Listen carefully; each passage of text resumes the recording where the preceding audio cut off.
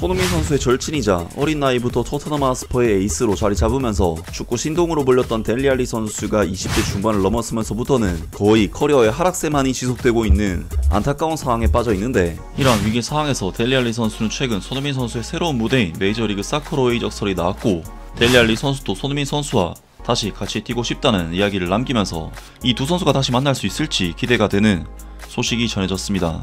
일단 델리 알리 선수는 2015년 만 19세 어린 나이에 토트넘 하스퍼에 입단, 19살이라는 어린 나이에도 불구하고 토트넘이라는 큰 팀의 주전 선수로 바로 낙점받았고, 2015년부터 2018년까지 처음 3시즌 동안에는 매 시즌마다 공격 포인트를 20개, 30개씩 찍어내는 정말 미친 듯한 활약을 펼치면서 차기 잉글랜드 국가대표팀의 에이스이자 월드클래스 공격형 미드필더로서 각광을 받았던 슈퍼 유망주였습니다. 하지만 델리 알리 선수는 20대 중반에 접어들면서부터 자신의 폼을 완전히 잃어가기 시작했고, 마우리시오 포체티노 감독이 경질된 이후에는 하락세에 급격한 속도가 붙기 시작하면서 차기 월드클래스이자 잉글랜드 국가대표 에이스, 그리고 토트넘 하스퍼를 10년을 먹여 살릴 것만 같았던 델리 알리 선수는 급속도로 무너지기 시작했는데요. 토트넘 하스퍼에서 마지막 두세 시즌 동안의 모습은 도무지 프리미어리그 수준이라고 보기도 어려울 만큼 처참한 수준으로 경기력이 떨어졌었고, 2022년 1월 마침내 7년 만에 토트넘 하스퍼를 떠나 에버튼으로 합류를 하면서 새로운 도전에 나섰던 델리 알리 선수였는데요.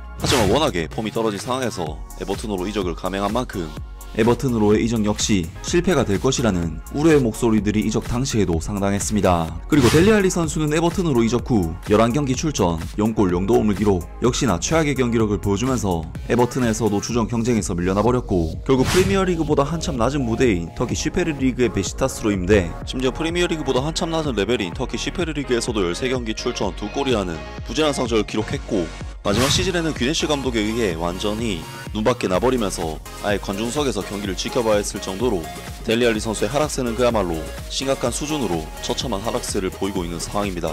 심지어 2023-24 시즌 에버튼으로 복귀한 델리 알리 선수는 공식전 0경기에 출전하면서 완전히 허송세월을 해버렸고, 2025년 1월에는 이탈리아의 코모에 입단했지만 2024-25 시즌 한 경기 교체 출전에 그치면서 사실상 코모에서도 완전히 전력의 신세로 전락하고 말았습니다.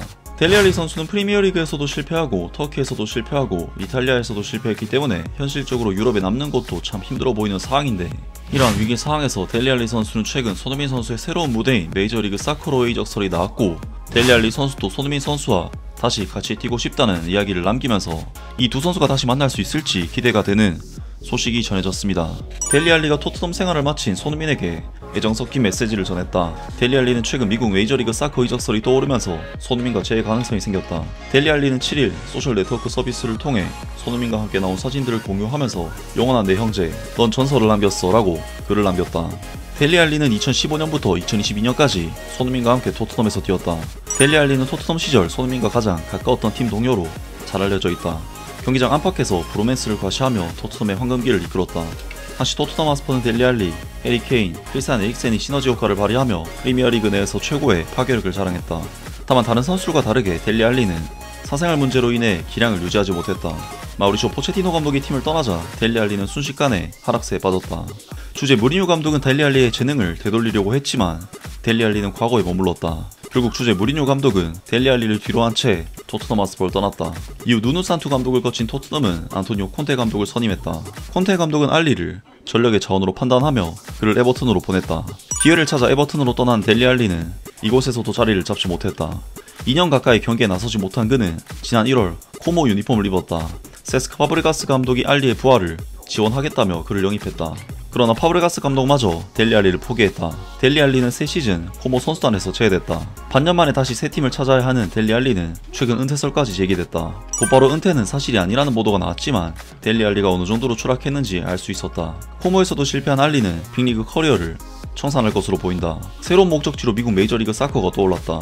유럽 축구 이적시장 전문가 니콜라스 키라 기자는 4일 SNS를 통해 한 메이저리그 사커 구단이 델리 알리에게 관심을 보였다. 델리 알리는 코모를 떠날 준비가 되었다고 보도했다. 라면서 델리 알리 선수가 메이저리그 사커 클럽으로부터 관심을 받고 있다는 소식이 전해졌고, 델리 알리 선수도 손흥민 선수와의 과거의 시절을 그리워하고 있다고 합니다.